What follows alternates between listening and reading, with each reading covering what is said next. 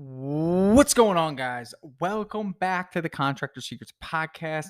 Happy 2023. I hope that this year is your year of prosperity, of advancement, of possibilities, outcomes that you've been anticipating.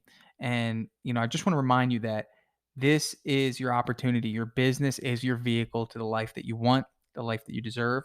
And I'm just so excited to be a part of your journey. So thank you for trusting me with giving you some good insight on this podcast. And I want to let you know that in this episode, really, I'm just outlining kind of the mindset for 2023. I want a lot of reflection to happen. I want pivoting to happen, and I want acceleration to happen. So this podcast is me kind of covering some things that I'm doing in my business, some things that I'm hearing from so many of the individuals that I interact with about how they're operating their business. And yeah, it's just a really cool bird's eye view, giving you some insight, giving you some motivation for 2023. I look forward to many, many, many awesome episodes this year on the Contractor Secrets Podcast. So stay tuned, share it with your friends, share it with your family, and let's grow. Contractors all over the world are wanting more time, more freedom, more impact. The way we do this is through implementing systems, processes, standards.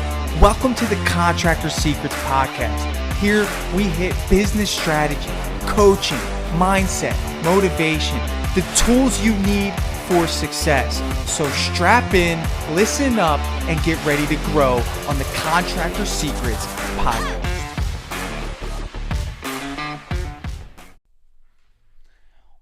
What's going on, guys? Welcome back to the Contractor Secrets Podcast. Today is the day we talk about 2023, baby. It's about setting your goals. It's about seeing what the outcome of next year is going to be. Now, for those of you who have been struggling the last month or so, maybe it's been about 6 to 8 weeks where you really just kind of been struggling getting jobs on the schedule. Maybe the phone isn't ringing as much. Maybe, I don't know. Maybe there's nothing on your schedule right now. Or maybe you have a few jobs and they're kind of spaced out and maybe you're hanging on by a thread. I really want you to reflect on this and make it a focus. Make it a standard to never let that happen again. And how do we prevent that? I mean, really, it's just proper planning. I can't really put it any other way. It's proper planning. It's your ability to anticipate what is going to happen in your business. It's your ability to identify patterns. Now, believe me, in my first 2 years of doing this, I got hit like a ton of bricks when, December came around, and that early January is just such a tricky time period. We're in the home service business. We serve homes. And in most cases, these are the times of the year where people want to be in their home without being bothered. They want to be with their family. They want that personal time. They want that decompress time. And, in most cases, most people don't want painters around. They don't want roofers working on their house. They don't want, their floor being ripped out and reinstalled. So, we have to understand that. And we also have to understand that some people do. Like, some people don't care about those things. In my business, I made it a focus this year. Early on, I started at the end of October, and I took over estimating 1 day a week. And I did this because I wanted to give our company a push through 2023. I wanted to make sure that I was present in the sales process, because ultimately no one in my business will sell better than me.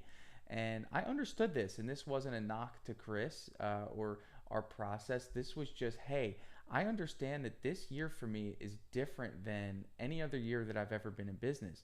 We have now branched off to have 3 crews in our company. And obviously with another crew operating at 2 jobs a week, that's 8 extra jobs, sometimes 10 based on the job size per month that we need to be able to sell. Now, of course, even last year, getting through this time period was tricky. That's just with 2 crews. And even 3 years before that, when I only had 1 crew, tricky, okay? Making sure that we have jobs lined up through December and January. So, the first thing is that we need to reflect on what it is that we did during that time period. We need to understand, are you proud of yourself? Do you think that there was major room for improvement? Did you start too late? Shout out to those people up north. Now, of course, I'm in Florida, so a little spoiled when it comes to being able to work outside.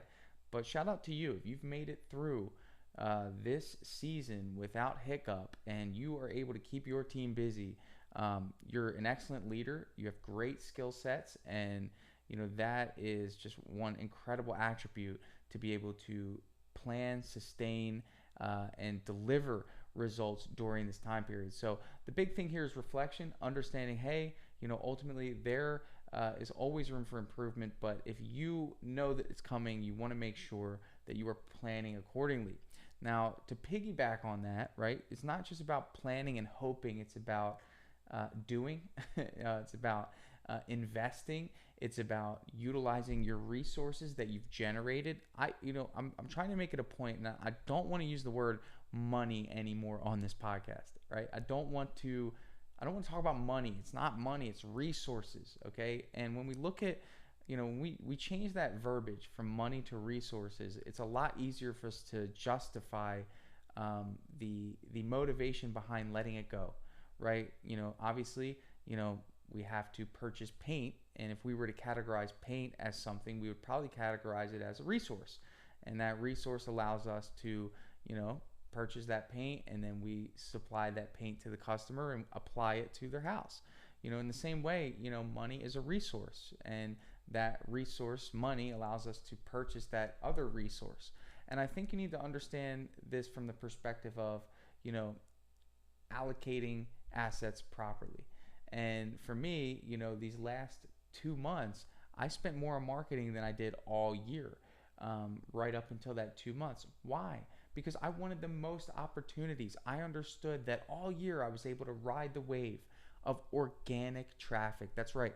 My Google listing is really my breadwinner. This is a huge opportunity for me to capitalize on, is our Google reputation. So for us, we're very fortunate in that regard, but that didn't just happen.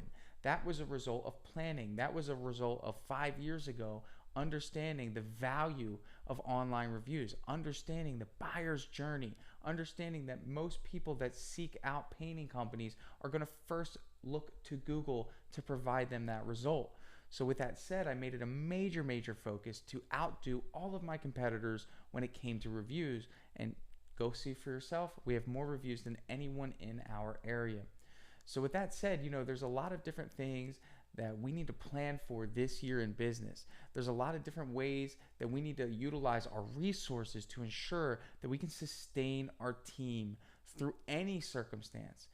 Those of you who made it through COVID, incredible. You are a true leader if you were able to carry your team through COVID. That was not easy. That was a challenging time. Okay, and business is not going to be predictable. It never is. How many times do we wake up on a Monday thinking that it's going to be a normal day, and here you go, around 11:30, all heck is breaking loose, right? Everything is hitting the fan. And there's different things that you need to lock in mentally when it comes to circumstances. There's different things that you need to identify throughout the course of you running your business, so you can prepare, number one, but number two, anticipate, and then number three, act. You want to act on these things early, and sometimes we act without the knowledge that something could go wrong, right? I mean, if I go back to my thought process, end of October, it was like, you know what? Last year, it was pretty challenging getting work through December, first 2 weeks of January, okay? I know this, and I only had 2 crews, so I'm not going to wait until mid-November to start really pushing. I'm going to start 2 weeks early because I don't want to suffer when it comes to December and January. One thing about me and my business is I never, ever want to tell my team that we don't have work. That's just something that, for me, is equivalent to death. It really is. I mean, I guess it's not that extreme, but when it comes to business, it's like a business death. To be able to have to go to my team and say, I'm sorry, I failed you. I didn't do my job. That's my responsibility. These people go to work every day for this company, but ultimately it's the company's responsibility to go to work for them. It is a mutual agreement. And I think the more we focus on that, the more leverage that we'll be able to use when it comes to motivation, right? So I tell people this all the time. When it comes to hiring, when it comes to creating this business, stirring it up from nothing and building momentum, I tell them this because it's so important. It's this ether. It's this thing you can't see, feel, or touch. It's this intangible that is so valuable in business. And I'll tell you what it is. The intangible is responsibility. The intangible is having someone counting on you, that otherwise, without that, you may not do what you need to do outside of what you think you can do. Follow me, okay? You may not do what you need to do outside of what you think you can do, right? So if you wake up one day and it's just you and your company, maybe you're a one-man operation, right? I know there's a few of you that are listening to this that are still doing everything yourself. You're wearing all the hats, and we talk about this a lot. I'm not going to go too deep here. But the reality of the situation is that you get to negotiate with yourself.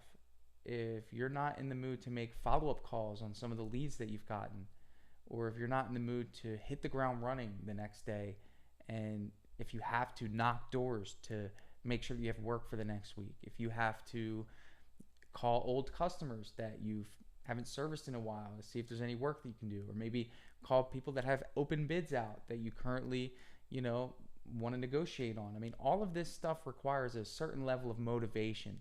There's a certain reason why I wake up every day and I'm so motivated. And I think that, yes, I've made money. I've seen what success looks like in this business. I identify that really the only trajectory is upward. There's no regression. So I have to grow the company. There's absolutely there's no negotiation with me. But the biggest factor and the intangible that I'm referring to is that I have people counting on me. There's families that if I don't produce, there's families that will struggle, right? They rely on my company to support their households. If I don't sell work and they can't generate money, I also operate with fear in a sense that, in a good way, that if I don't have work, my best employees will find something else to do and I will lose those employees. It's a fair arrangement, I understand. So for me, there's two things that are motivating me. Of course, in that case, I don't want to lose my employees, but also, I don't want to have that conversation if I don't have work for you. I'm sorry, and that would ultimately be a failure on my part. And I just have too much integrity to sit with myself and say, I didn't do everything I could to grow this business.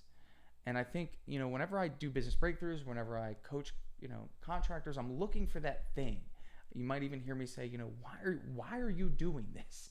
I want to know what that deep-seated root inside of you is that says, I'm going to be an absolute lunatic and start my business, not only start it, grow it, and succeed at it. And without that thing, it's very, very hard to have what we call staying power. In other words, the ability to stay through crazy circumstances, the ups and downs of business, the inconsistencies, the things that we can't control, the things that we can't see, but we can reference and we can anticipate. Those are two things that we can do. We can reference previous experience, right? And I think understanding that if you haven't had an experience, you need to blow through the door. You need to knock down the wall. Those of you that are contemplating hiring and you haven't made the decision to hire yet, maybe you're afraid to let go of a certain role in your business. Well, the biggest thing that you're going to be missing is a reference point. You may speculate, you may hear different conversations of business owners that have hired and it's worked out for them, or maybe you heard me talk about my hiring process and, to you it might sound like it works, or, but the reality is until you're sitting face to face with someone and this is your first time doing it, and maybe you were on the other side of that conversation the last time you had a face-to-face interview and you were the interviewee, until you actually sit down and actually have that interview and pretty much decide whether or not someone gets a job, not only that, have the responsibility of making sure that not only do they get the job, that they succeed at the job, and then being able to identify what decision you made in that moment and what you could have done differently if that person doesn't work out, then you will really never know. And ultimately, you need to be garnishing personal experience, and you have to understand that failure just comes with that. That's just the reality of the situation.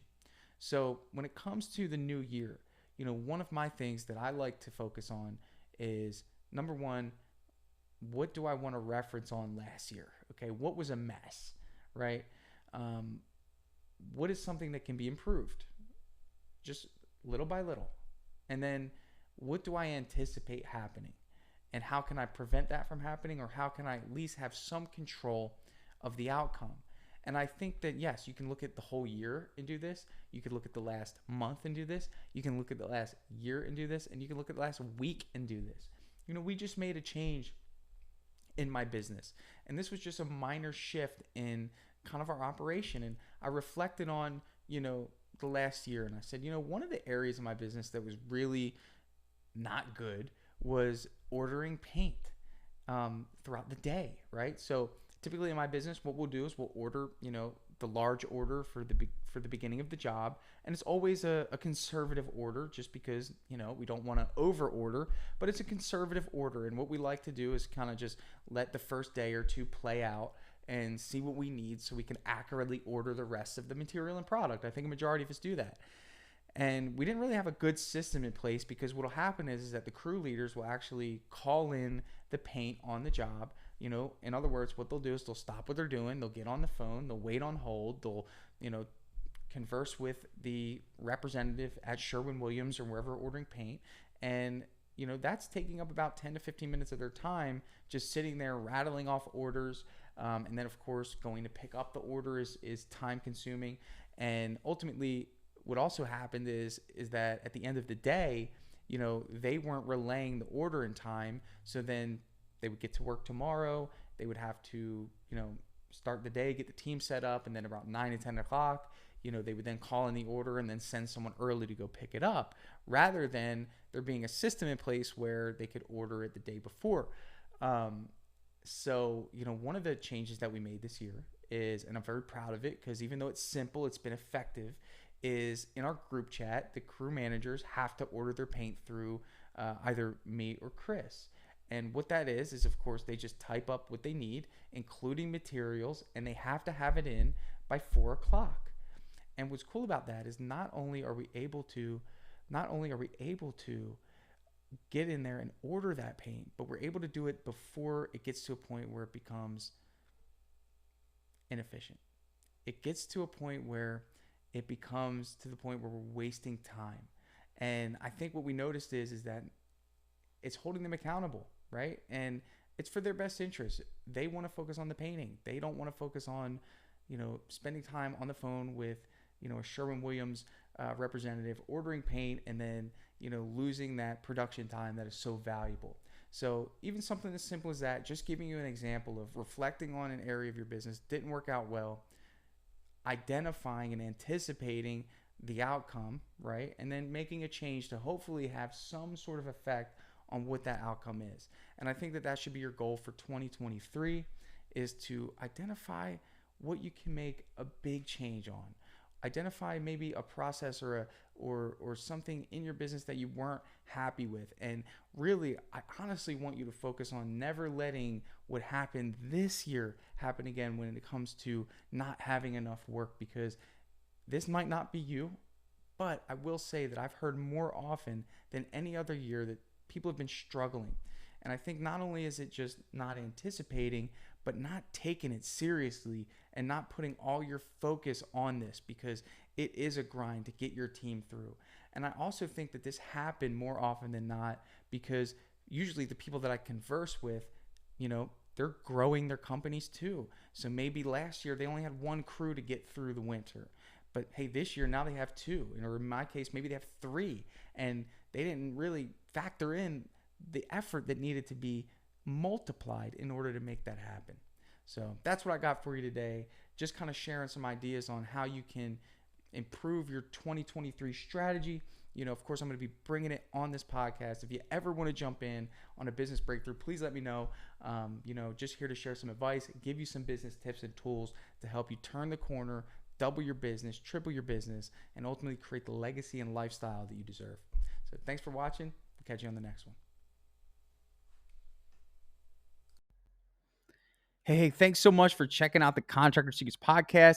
Stick around. I am going to drop in a short testimonial that one of our awesome heavy hitters in Dripjobs had agreed to give out for us. So if you want to hear a little bit about how Dripjobs is helping contractors, stick around for the end of this episode and you can listen in. What's up, everyone? I'm here with Mark Bradford. Okay, first of all, let me start with this. You were one of the most skeptical people to ever use Dripjobs. What's changed, man? Do you like it? Was it worth it? Yeah, absolutely. I mean, the biggest thing is like the return on investment is like instant. As soon as you integrate it with the stuff that you already have in place. I linked it with my website, with Nice. my request a quote button, Yeah. and it's just every phone call that I get for customers requesting an estimate. I just redirect them to the website, and Dripjobs Yeah. takes over from there. Love it. So yeah, it's definitely been a game changer. I'm still learning some of the aspects of it.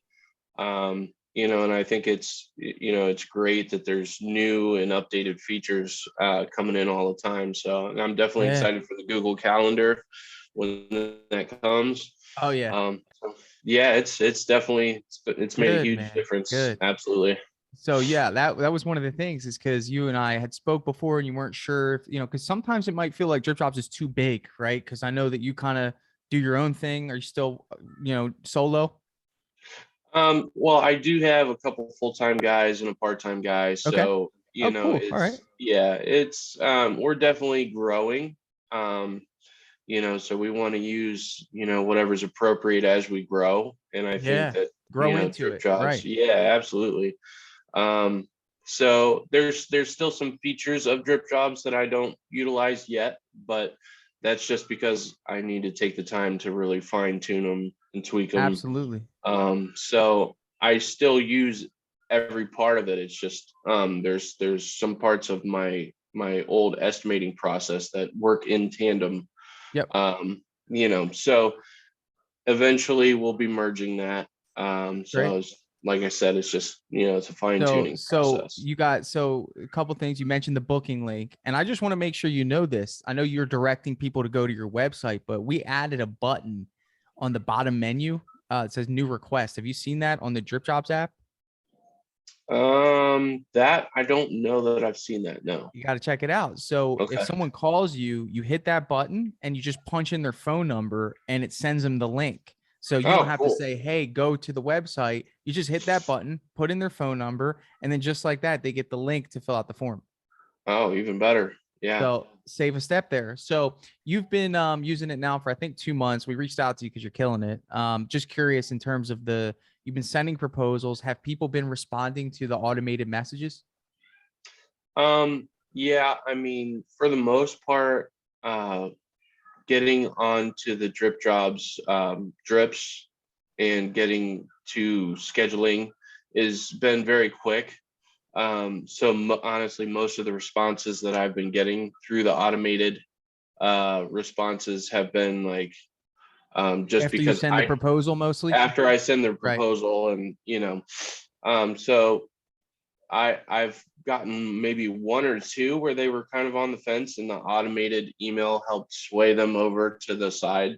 Yeah, So, good. but for the most part, it's a lot of them have been just I go out, do the estimate, and they want to get on the schedule within the next couple days. So, Huge, huge, um, man. yeah, absolutely. So, So overall, would you say? I mean, it's pretty easy. Software can be pretty crazy. I mean, one of our focuses as a company is to like try to make it as simple as possible for you to get in, do what you need to do, and get out. Do you feel as though like, it's pretty easy to navigate and use? I think once you spend a good day and a half with it, it's yeah, you can jump right in as long as Cool. you're, somewhat computer savvy. Absolutely. Yeah. Love it, So man. it's getting more user friendly, I feel like, Yeah, yeah. Did you from the notice we start. started putting the lead sources there on Yeah. on the deal cards? Yeah, that's great. Yeah, it's I just like being that. able to see where people come from, right? Yeah, and the customers have been using it too. It's Yeah, great. yeah. Well, Yeah, we force it's them to on that yeah. form. I Yeah, I wondered mean, because it just started all of a sudden. I'm like, oh, yeah, word of mouth. Cool. yeah. Yeah. Word of mouth, and Okay. you know what? generally people are really honest on there, which Yeah. is cool. It's Yeah. not like, they just like pick whichever one. Cause I'll kind Yeah. of follow up. Sometimes like, how'd you hear about it? Just to see if they lied.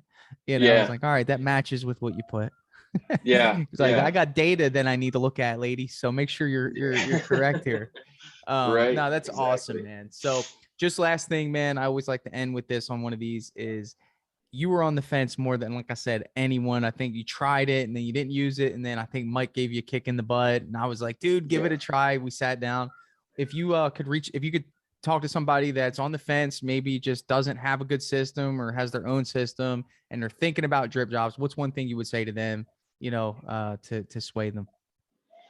I would say, I mean, you're not locked in, and it, like I said before, the return on investment's immediate. If you can present yourself well to the customer, Drip Jobs will do the rest. Boom. That's it.